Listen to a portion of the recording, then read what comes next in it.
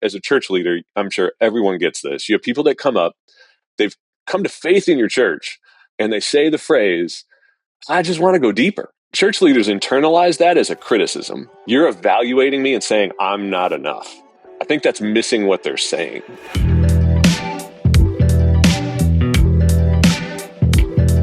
Well, hey everyone, welcome to a brand new season of the Intentional Churches podcast. We are here to give you practical wisdom and insight into leading your church and aligning to the Great Commission.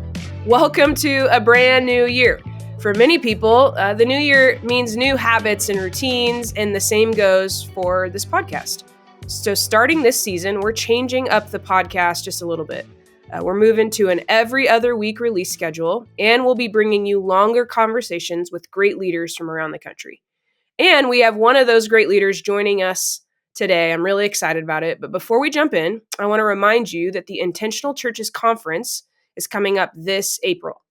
At IC, we believe the Great Commission should be a personal mission statement for everyone in your church, and this is the heart behind the conference. The conference is designed with your whole team in mind, so make sure you visit intentionalchurches.com/podcast for all the details and to register there. Well, like I said, we've got a great episode today, and as usual, I'm joined by my good friend Doug Parks. What's up, Doug? Hey, how's it going, Erin? Very excited about this conversation. We could have some spiciness today. All right, great. And we have a Californian friend with us, Jim Sheldon. What's up, Jim? How's it going? Hi, Erin. It's going well. You know, it's freezing in California. It's 64 degrees. So we're making it through. You're suffering over there. I'm so sorry to hear Minneapolis last night where it was 20 and my ears froze waiting to get back on the plane. It feels the same. 64 feels like 20 here to us. We've acclimated. So.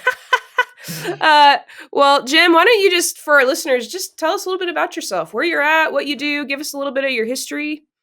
Sure. Yeah. As you said, I'm in California, Southern California, to be more specific. Been here since about 2011, but I served my time in Illinois for most of my life. It's my hometown. So born and raised in Illinois. So that means I'm a long-suffering Chicago sports fan who's enjoying the Chicago Bears season this last fall.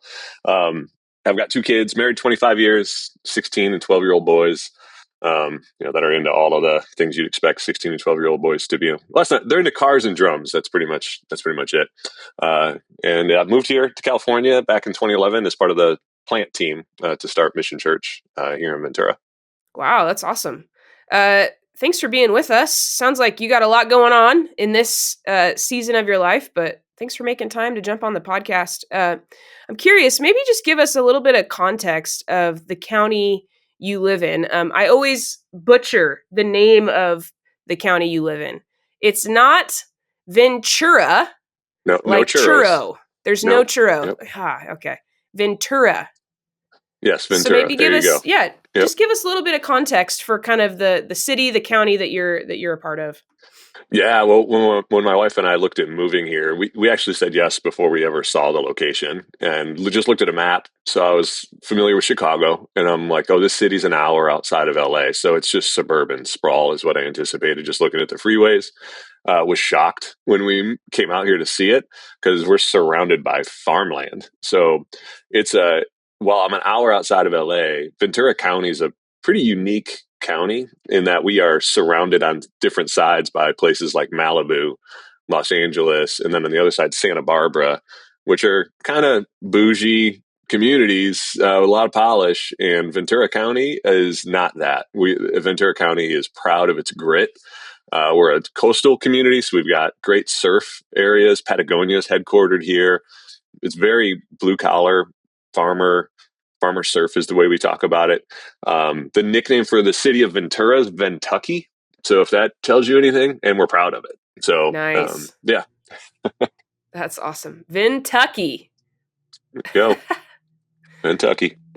Doug, have you ever been to Ventucky? I have been, and it is, as Jim says, it's astounding. If you're not familiar with parts of the country, and California has some unique enclaves, and this would be one of them where it's just kind of cut out of nowhere, like Jim's describing. And what's always amazed me about what these guys did, and Jim, how long ago did you guys plant now? 2011. 2011. Okay. Yeah. is they came as Midwesterners, basically a Midwestern team, and broke through. You're now like locals, right? Are you considered locals? Yeah. How did you do that? Yep. Man, we just by humility probably, and not assuming, probably owning that we weren't locals. That's part of it. Is if part of our community is like, if you're trying to be something, it ain't gonna work. Like, it's got to be affirmed, not proclaimed. It's probably the way that I would say it. It's like, I can't proclaim I'm now California. Although my son did. When we moved to California, he was 2, and he stood out in our driveway next to our neighbors and yelled, "I'm California now." So he proclaimed it, but the rest of us just went to school, like with genuine curiosity, wanting to understand the culture, the environment, the community that we'd stepped into, its history, and learn to appreciate it. So we cheated because the Barna Group was headquartered here. And we had some connections there. So we sat down with them, their researchers, like, hey, tell us about the city you live in. And then did the same with our neighbors, did the same with other churches, other businesses. We just really treated it like our job for the first year is like a graduate student doing research. So we're not going to assume anything, and we're just going to keep asking questions. We went to fire stations, police departments, drove around different neighborhoods. We're intentional about being in different coffee shops in different communities, but held off on any assumptions until we felt like we really got the full gamut. It's fascinating for me because, Erin and I, if our listeners don't know this, live in Vegas, which is the total opposite. It's just a melded hodgepodge of, I got off the airplane last night. I'm like, this city is a bizarre city to live in, because there is, believe it or not, an undercurrent of, if you've been here, the question here is, what high school did you go to if you're a native? And there is a little bit of that, but by and large, the city's very accepting of anybody comes. So I just wonder, Jim, like, for our listeners that are in context, where maybe a rural context, or I come from like coal mining country where everybody knew everybody and everybody's pretty related. Like, how would you coach somebody that's in one of those kind of closed off environments to um, bring in like outside staff, or how do they break through kind of these deals? I think I'm hearing very much a relational approach, but I want to hear Yeah. you talk about it a little bit more. I think that's it. I think when we're bringing staff in to that point, like, we're really paying attention to cultural fit, and not just organizationally. Like, would they fit the culture of the community that we're in, the language they use, the kind of their family of origin, for lack of a better word, like the way that their church family of origin is. Like, are we going to have to retrain, re-equip? And are they coachable that way? Is that something that can change? And then we're very guarded probably in how we release someone. Like, we have residents that come, and so we're looking for really high EQ. Can they laugh at themselves? Because that makes it a lot easier if everyone can just make fun of your accent, or like not understand why you call it pop when it's soda. It's like all of those little things. We just are paying attention to how malleable they are.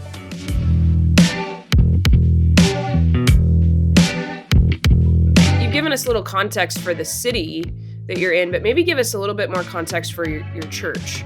Maybe just describe, you've talked about a little bit of the journey of planting, but kind of where does your church find yourself today?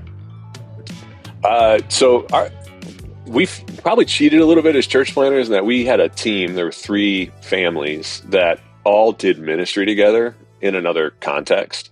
So we had a little bit of shorthand, and we had less hypothetical, like when we're trying to picture what a service would look like or what it would look like for us to do ministry together. We actually had context. We could actually point back to, it's going to feel just like that. So from the beginning, that allowed us to go a little further faster in terms of building a team. But culturally, we kind of knew who we were, what our style of ministry would be. And then I think we were trying to identify, is that going to be a fit in this community? So our style of like ministry hasn't changed. Like, our tagline is hope for everyone. That's, if you walked into any environment, that's kind of the way that we're trying to think, what would the feeling be? And it's just going to be a hopeful feeling. We know who we're not. We're not academic. Like, if you're coming here looking for like a lecture style, which there's nothing wrong with that, but like, if that's what you're looking for, you're not gonna get that here. That's just not who we are.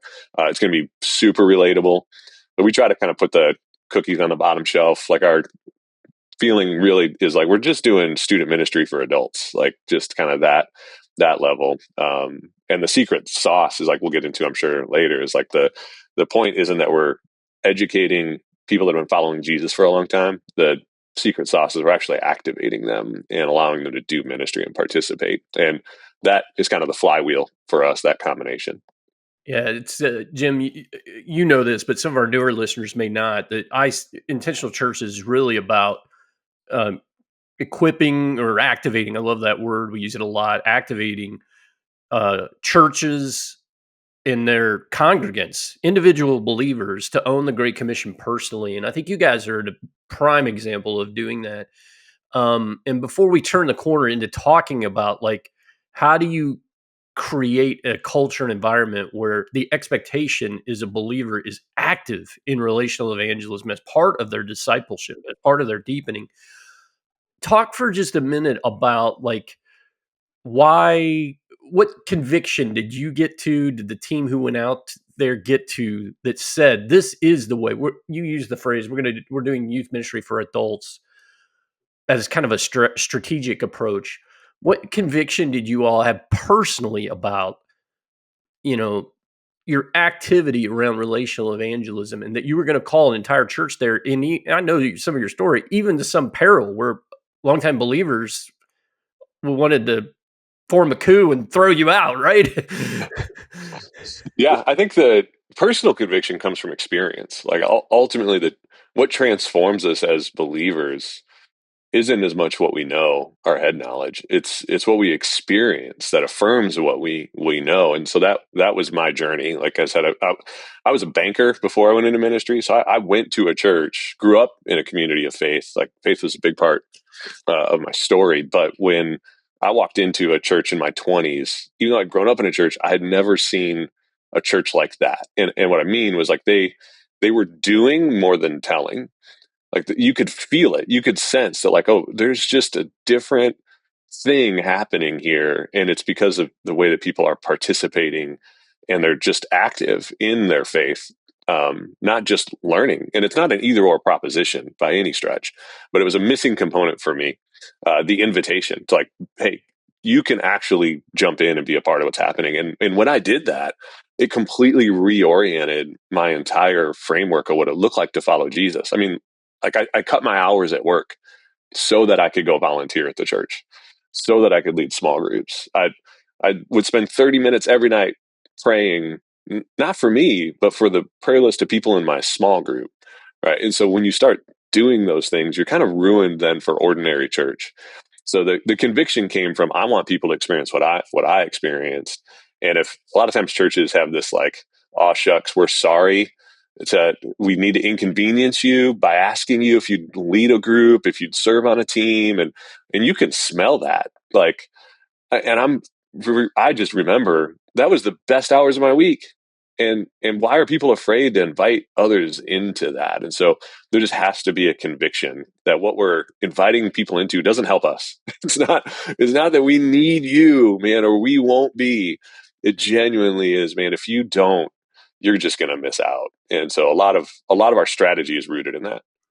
Love that, man. Love that you brought it back to the personal first. Before so much of church leadership now, I just feel like we're all chasing a silver bullet and a fast fix, and we just I'm convicted that we have to own it at the individual level of a church leader being a Christ follower first. We must go first in terms of living out the life. And then the asks become out of who we are, not, you know, some weird role of the priest or whatever. We're the professional clergy. I don't know, Erin, you have thoughts around this personal conviction thing? I know you're pretty active your own self on it. Yeah, I appreciate what you said, Jam, about churches care more about what they know than what they do. And I just wonder how far knowledge has gotten us. Not that knowledge isn't important, you know, but knowledge that doesn't go anywhere doesn't really matter all that much, you know. And if there's no outlet for the things we know, that's how we become grumpy, cynical, opinionated, all those things if there's no outlet for us. And Yeah, so, we talk about it as like spiritual constipation. yeah. So Oh, yes. the problem is we take in and we like what we're consuming. Like Mm-hmm. in like food, it tastes good, it goes down easy, and it's great, and we need it. It nourishes us. But the problem is if you're only taking in and nothing's coming out. I don't know if you've ever been constipated, but it's painful. It is Mm-hmm. not pleasant, and the solution for it's not pleasant either. So we believe in spiritual enemas. Like we just need to There get it you flowing. go. So Wow. if what you are taking in is coming out, Yeah. it actually works. So like we jokingly refer to it as like, oh, it's reframed for me as a church leader. I'm sure everyone gets this. You have people that come up, they've come to faith in your church, their lives are changed, and they say the phrase, "I just want to go deeper." And church leaders internalize that as a criticism that like you're evaluating me and saying I'm not enough. And I think that's missing what they're saying. I think what they're saying is I'm stalling out in my faith. I'm stagnant. And so we've just learned to ask a different question when we hear that. Instead of being defensive, the number one question I ask is like, "Hey, I totally hear that. Tell me give me the names of the people you're currently invested in, like discipling, bringing along with you." And 9 times out of 10, it's crickets. It's like blank stare. It's like, what do you mean? No, I'm saying like, I want deeper teaching. That's where it's a gentle conversation, just to go, let me invite you into something that's going to be way more powerful than that. And I'll point to my parents. My parents moved here 4 years into the church plant because we have the grandkids. And my parents grew up in church. We're not teaching them anything they don't already know. They would disagree. They're like, no, we're learning a lot. But they had never participated in an adult conversion story. They'd seen it on stage, but never personally like had a role in it. And after being here a couple of years, they baptized 7 people in their small group. Whoa. Like that ruined them for ordinary church. They're like, no, it's way, they're praying differently, they're studying their Bible differently, they're asking questions that they never asked. Like they just, and people see that, and that's what we're inviting people into. Well, I just want to note we've reached an all-time low of analogies on this podcast today. Thank you, Jim, People are for going to really remember it. People are spiritual going to I think remember it. occupation and Student ministry. People are going to remember for it. me, it's a personal high. So, Doug, you can say it's a low, but I am changed by the metaphor. Jim, I wanted to say one thing that you said that I thought it reminded me of something a friend told me once. He just said, "You are only as deep as your last disciple." So, for all the kind of desire for depth, I love what you're saying. People are saying that they're framing that question or statement in one way. I want things to be deeper. And how do we help them realize that the depth of our faith is experienced in the actions we take, not just in knowing more things. So I love that. I'm curious, Jim, maybe if you could tell us just about some of the ones in your life. For our listeners, intentional churches refers to ones as people who are like close to us but far from God, the people who don't yet have a relationship with Jesus. Jim, give us a story or two of some of your ones. Yeah. Our tension is always like, when does a 1 become a 99? Sometimes it's pretty quick, and sometimes it feels like they're both happening at the same time. But I've got like one of my favorite stories is of a guy who's on our staff team now. I got to know him. His wife was attending church. He kind of like came along with type of deal. And we just struck up a friendship, lived in my neighborhood. And again, I don't know, like this may be inappropriate for some, but like he just came over to my house once a week for cigars and whiskey and hung out in my backyard and just became friends. It's not complicated. We just hung out, just created space for vulnerable conversations, which for most people outside of the church, that doesn't happen anywhere. That's a weird thing. So you're not awkwardly trying to invite them into what's going to happen. You just show up differently, right? So I'm just showing up in this guy's life as a non-anxious presence who's genuinely curious, and is asking questions and cares about them. I think it's just being a good friend. And over time, what I'm aware of is if I have any motive, it's I want him to find what I found in my life. So I'm looking for opportunities to maybe point him to the hope I have. And when I've done that, it's been me responding to their questions. Like they notice, they're like, "How come you think about that differently?" Or how did you navigate? They're just asking questions. So it's a long process. Ultimately, over years, this guy ended up leading a ministry team for us before he said yes to following Jesus. So like maybe we activated too Yes. quickly, but I was like, yeah, I trust this guy, like emotionally, relationally. And we talked about it. Like, as long as you don't feel I'm putting you in a weird spot where like you're going to be leading people, but you're not, and he's genuinely honest. He's like, I'm just not there yet. Right. But to me, it was a beautiful picture of like, no, we can invite people in literally before they believe. And we're wise about that, obviously, roles, that sort of thing. And that led to him being baptized. And now he's baptized several other people.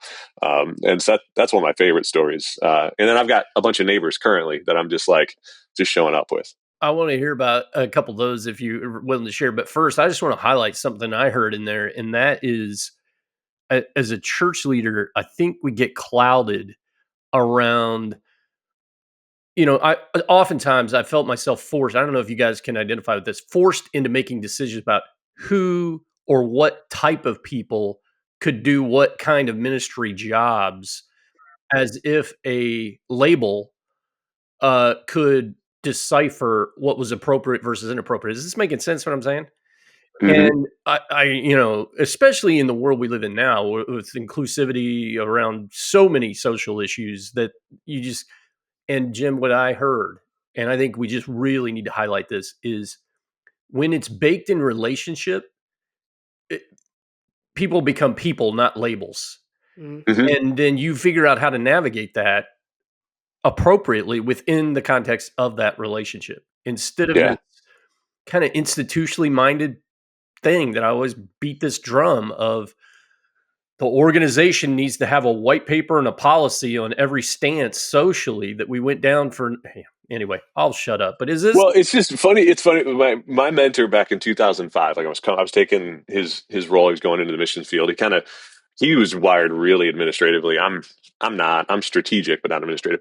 He looked at me and he said this, and it's just as resonated with me. He's like, "Don't administrate the Holy Spirit out of this ministry."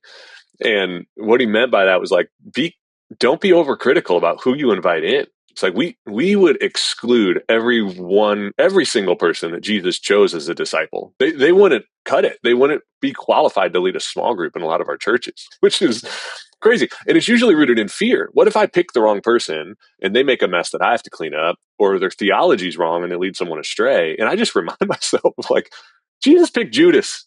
Mm-hmm. Like, I'm not going to pick Judas, I don't think. So I think I'm okay. Like, I'm going to take risks on people and trust the Holy Spirit to put out fires. Yeah, man. Maybe give us one or two more. You said you have several you're actively investing in actually now. Thank you. We moved into a new neighborhood in 2021, and just kind of, which was great because it kind of reset. Like, oh, okay, new people, and it's literally just showing up. It's not some weird agenda, like just showing up. And I love it, man. We're walking into neighborhoods. I've got kids that are outside playing, and then you're just navigating all the awkward conversations. What do you do? And I try to hide it for as long as possible. I'll say I work for a nonprofit. I'll talk about like places I volunteer in the community usually before I say what I do. And our church has a great reputation, so it's not that, but it's they're different. Once they hear that, you can see them like, what have I said? Have you heard me yelling, like at my kids, like all of those things. So I make sure I yell at my kids so that they feel comfortable. Totally. Yeah. Yell, say as many swear words as you can just to blend totally. in. Yeah. Just for Jesus. Yeah, That's totally. Right. It's been cool to watch, honestly, my kids, like my youngest especially, like he invited a neighbor across the street to come to student ministry with him. He came. His parents, his mom started coming. It's a complicated family situation, but it led to like Sunday night at our 6:00 service. I'd look out and I'd see a group of about 25 people sitting together and realizing that's my neighbor. Like they've brought a community. And so I think it's been cool just to watch how fast the exponential movement happens when we're active with our ones. Ones invite ones, like fast before they even believe what they're hearing. They're just going, this is different. So there's no telling what God does, man, when you walk into those environments with humility. That's powerful.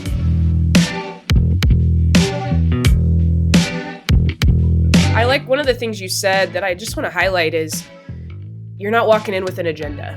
And I think that's one of the biggest pushbacks, even as in our own journey at Canyon Ridge, we've been trying to help people, live the Great Commission. And if there was any pushback we've received from people, it's been that, well, my neighbors or the people in my life are going to think I'm being weird, or they're going to think I'm pushing an agenda, or they're going to think I'm only in relationship with them so that I can convert them to follow my faith. It's like one of our taglines around here, honestly, this is like so simple. It's like, don't be weird. Like, don't be Yes. weird. You don't have to be weird to be in relationship with people. But Jim, I'm wondering, like, you just highlighted that a couple times. How do you help people get past that? Because one of the things I've noticed is it's often people who've been in church for a long time that are most worried about that. New followers of Jesus, by and large, make new followers of Jesus. From what I've noticed, that's not always true, but it's true more often. And I think people who have been in church a long time, we have to help them into that, and they have to overcome some of these fears. So, what are some of the practical advice you've given to people who are concerned, like, oh, it's all about an agenda, or they're going to think I'm, pushing my own agenda? Yeah, it's I don't. We actually don't get too much of that here, as much as it feels like I don't know anybody. So I feel like these two things are combined, both the agenda and maybe the relational, insulary feeling that some of these people have, where then it feels like an agenda to go outside of that. It really comes down to vision and just reminding them this is the personal conviction of like, I said it this last Sunday about the power of an invitation, and Christmas is coming up, and I talked about a friend of mine who invited their neighbor to come to a service and felt trepidation about that. In fact, they've waited 6 to 12 months working over their fear and anxiety to extend an invitation, which is all just their own internal dialogue. When they invited them, they came and they looked at them after the service and went, that was exactly what I needed. Like, I had no idea that this is what church was. And I remember my friend going like, I could have invited him a year earlier. Like, maybe I should have. Like, Yeah. he's saying I needed this, and it flips it. It just flips it from like, I'm not selling you something. I'm not going door to door selling you something. It would be like a doctor going like, I'm just not sure. I don't feel comfortable selling the medication. So I'm not going to give you penicillin for the thing you have because I'm not comfortable. Like, you just have to reset their framework on it. Uh, Alert. I'm about to give an old guy moment. Okay.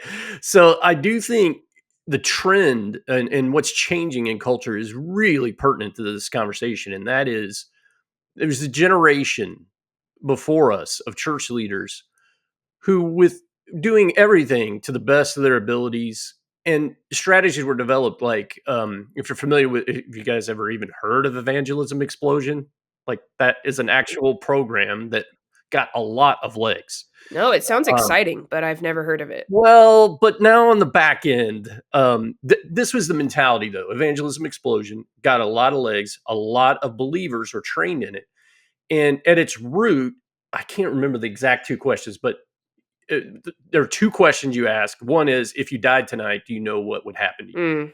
Mm-hmm. And it embedded in a whole generation, along with some other programmatic approaches, a very transactional, almost sales closing approach to evangelism. And this shift that I see is fighting for in churches like Mission and Canyon Ridge and many, many, many others across the country is to realize it is, as cliche as it may sound, relationship, relationship, relationship. And that is what we have to train our people that don't a generation that had over responsibility and fear around over responsibility somehow lost sight that the spirit, this is a dynamic process to be engaged with people relationally who don't know Jesus.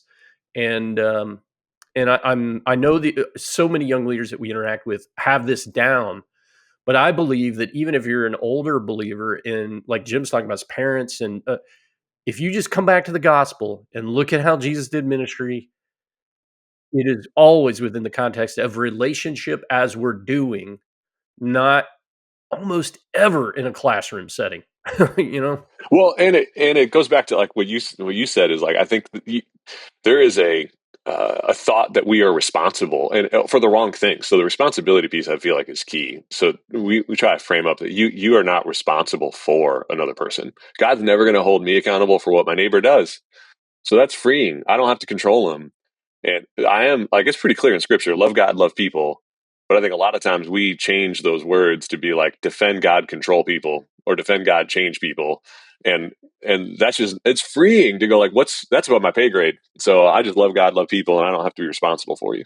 Hey, can I shift the conversation a little bit to a little more organizational strategy around this concept of activating people and owning the Great Commission? And Jim, I know that you guys are in a part of the country that many of us have seen on the news because of wildfires. You've been kind of ravaged, wildfires and landslides, I think. So I know you guys have mobilized your people a lot around this. So give our listeners some context around that, but really bridge it into then how have you as leadership seen those strategies as a way again to activate our people personally, not organizationally, but personally in helping people when in a crisis, but at the same time showing them Jesus inside of relationship. Does it make sense? Yeah, I think so. Yeah, I mean, we had in 2017 had a huge fire come through, like burned down 500 houses in our community, and it really hit. It hit the wealthier neighborhoods up in the hills, but it really devastated some of our lesser socioeconomic community. And the residual of the fire that came through was kind of a hidden victim, if you will. Like the community that was really affected was the service community, people that work service industry jobs, because everything shut down.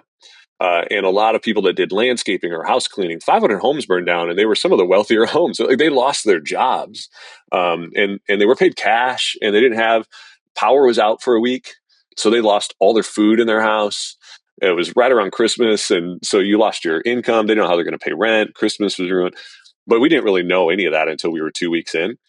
What we knew uh, from the beginning for us is we wanted to be the kind of church that, regardless of what people believed, if we closed our doors, people would be sad because we showed up in our community and made a difference. And they just know like that church helps people. So that's been true for us. So going into this incident with Thomas Fire, we already had we had built a muscle in our community around volunteers being activated, volunteer leadership, and like deploying people on large scales. So when this happened, we just mobilized instantly. Like within hours of the fire starting, we had a shelter open, we had people come, and then we adapted. We paid attention to like what's the Holy Spirit doing, where's he leading in real time. Like we pivoted from like shelter to distribution center, to then handing things off to the Red Cross, all in a week. And we mobilized around 1,000 volunteers over that week-long period. In the meantime, other organizations in our community couldn't get their meeting scheduled in time to decide what they were going to do. So there's this willingness to just run towards the mess that I think people actually find attractive. They actually like being in the chaos with you. You don't have to have it all figured out. You just have to trust people and empower them. And so, like when I say we mobilized 1,000 people, that means we had 100 leaders. Our staff was 15 people. So they have a sense of ownership, and we're releasing them. And so they're inviting, like that specific incident, we're asking them to find volunteers and fill time slots all day long. Well, they're inviting their relational network. They're not looking at like who knows Jesus. They're like, who likes people? Let me invite them to come. And then when they're around each other, that's when they experience Jesus. And we're just connecting dots. But it really is reframing that of like, just look for people that like people and activate them. And then as we go, we're going to develop you as leaders. We're going to release you, and we're going to then find things after that event to pull you back in and give you more opportunities to lead in different contexts. That's awesome, man. That's incredible. And just the nuance shift in thinking and approach. Um, yeah, I just hear cultural. This is a culture at mission, that you've developed and fostered. You don't even have to actually work that hard at it anymore. You just have to catalyze it. Yeah. And I'm wondering, Aaron or Jim, like when you hear me say that, like how would a church that's doesn't feel that way or feels like their church is very insider focused or consumeristic or whatever, how would you counsel them to like begin to shift that culture toward what we're talking about? I would say we had to do it. Like that Thomas Fires in 2017, and we had that culture humming in 2019, and then COVID hit. And I don't know if you know about California's reputation during COVID. I think things are still closed out here, maybe from it. But we had a mass exodus. Like people moved to Tennessee, Idaho, Arizona, Texas, like in droves, right? I don't think we understood how much of our church we lost in that season. Uh, Looking back, I think we lost close to 75% of our church over an 18-month period. Wow. Like when you think through not average week in attendance, but like how many people were here over the last 3 years, we've baptized almost 1,000 people, 400 just this last year. So we pieced together in 2022, like we weren't activating people the same. While we were seeing incredible baptism numbers, the volunteer, that leadership, like that was gone. And it was our core leaders had moved out of the state, and we realized we had to rebuild culture. So we programmed it. We did series around it. We taught to it. We gave next steps to it. But instead of being frustrated, feeling like, man, our church doesn't get it, we saw the opportunity. It's on us to equip them, to develop them. And so then we had to be very strategic, create alignment around it, and run the play and figure out like, how do we do it? Yeah, that's good. I would just say, to just jump off what Jim is saying, reps, reps, reps, reps, reps. Like people, I think often, this is one of the criticisms we've run into, is it's like, you guys say the same thing all the time. It's like, yeah, we do, on purpose. And we're going to keep We're saying the same liturgical. thing. Turns Yeah. out we're very liturgical churches. Yeah, it turns out we say the same thing in a different way every weekend. Yep. So learning to be okay with that. And learning to, our lead pastor Drew says, disappoint people at a rate they can tolerate. We're not trying to reinvent the wheel. We're trying to get back to, people say, well, I want to talk about something different. And my spicy feedback to that, I don't say it this way to that person in the moment, is, have you done anything with all the other things you say we keep saying over and over again? Because until you've done something with those things, how will we ever tread into other things? And so I just say repetition is key. So if you find yourself in a context where this isn't the reality, it doesn't happen quickly. It's a slow burn. Good things take time. So to your point, Doug, that you often make, like, this is not a silver bullet. You cannot just announce this or proclaim this. I think even in COVID, we tried to proclaim some of this, and that caused a lot of grief.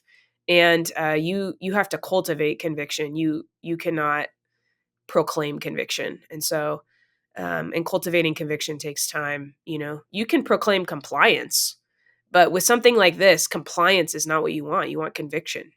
So I would just say that takes time, to your question, Doug. Yeah. Hey, I know we don't have a whole lot of time left, but Jim, because we know each other, I asked permission here, but I want to ask this in a very framed up way. So, for our listeners, all of us have led in a time of uh, uh, where we've had to deal with a leadership issue or disappointment or stress inside of leadership, and Mission's been through that recently. And I want you to talk through, Jim, though, not so much about what the issue was or what happened. I want you to talk about more how you personally handled it and thought about it in the way in which you were going to communicate it to the church, knowing that there were ones inside of the context in relationship with believers and maybe not in relationship with believers. So just talk for a minute about what your mindset was if you could go back there and you're thinking about how do we communicate this and the process we're going to go through and know that you've got ones in the room, so Yeah, I think actually the thing was probably the most guiding thought in my head actually came from Drew at Canyon Ridge. We closed some campuses back in 2022, and I talked to him about it. He said a phrase that like has just stuck with me, especially the way I'm wired. I'm a strategic thinker, and I think the plan is really important. And so when something doesn't work or something goes astray, I want to lead through the plan. And I think people care about that. It turns out they don't. They actually don't. And he said, people don't care about what happened. They're going to care about how much you care.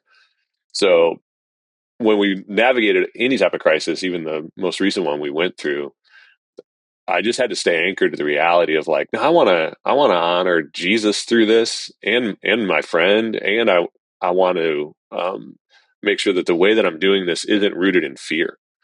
So I don't need to control anything that we're going through, especially with all the church wounds out there. The most important thing that I feel like a leader can do in a crisis is lead with authentic vulnerability and tenderness, in a way that sets the pace for our response. And I don't mean like strategic response. I mean our emotional response. Like that's oftentimes what's missing. It feels manipulated, or we're just going to get through it and we're just going to plow ahead, and we don't give space for that process to take place, and then call out the tension and go, look, when we're going through crisis, there are people on all sides of any crisis that are going to be triggered by it because they have a crisis similar in their past, or going to test you because that was their crisis and they don't know whether they're safe or not. So I think in some ways it's just literally trying to think, how can I have the allure of gentleness that Jesus had in moments like these without having fear drive me that, man, if I don't hold this thing together in this season, then it's all going to fall apart. It's good, man. When I reflect on my ministry leadership, and we had crises like any church leadership does. People are still people, and we have our stuff, and we did not do that. We did not lead with authentic vulnerability, and I think it cost our congregation dearly because of it. But anyway, for another day. Yeah. I'm not It's regretful. hard. I'm just like, oh man, this is not the way I would handle it now. Yeah. It's hard. I mean, it's counterintuitive, and I don't even know that it's right. This is just what we're doing. The counterintuitive piece for me is we are creating ambiguity. And as a leader, I feel like we are told and we fight to remove it all the time. And when we're in a season like we're navigating, it's, if we're removing ambiguity, it's false clarity. That then we feel like I'm accountable to the thing that I said would happen, as opposed to being faithful to the thing that God wants to happen. And that's ambiguous. And so part of it is an opportunity to lead people through a process for our church that they probably experience in their day-to-day life. The uncertainty, the ambiguity, the wondering with God. And we're just going to do that together. Yeah, man. That phrase, authentic vulnerability, is powerful with my experience with ones. When I come and approach my relationships with ones with that, and even church people, we go way further together. It's as if we're doing it together instead of I'm some spiritual guru that's got everything figured out. Right. Yeah. It's powerful. Thanks, Jim, for sharing a little bit with us and just sharing your experience in general. It's been a gift to have you join us for the conversation. And to our listeners, thanks for jumping in and listening to the Intentional Churches podcast. I just want to say, if this podcast has been helpful to you, please leave us a rating and review wherever you listen to your podcasts, because this just helps us as we grow and try to reach new leaders. And don't forget, the Intentional Churches Conference is in April, and it's designed for your whole team. So make sure you visit intentionalchurches.com/podcast for all the details and to register there. We'll see you for an all new episode in just a couple weeks. See you next time.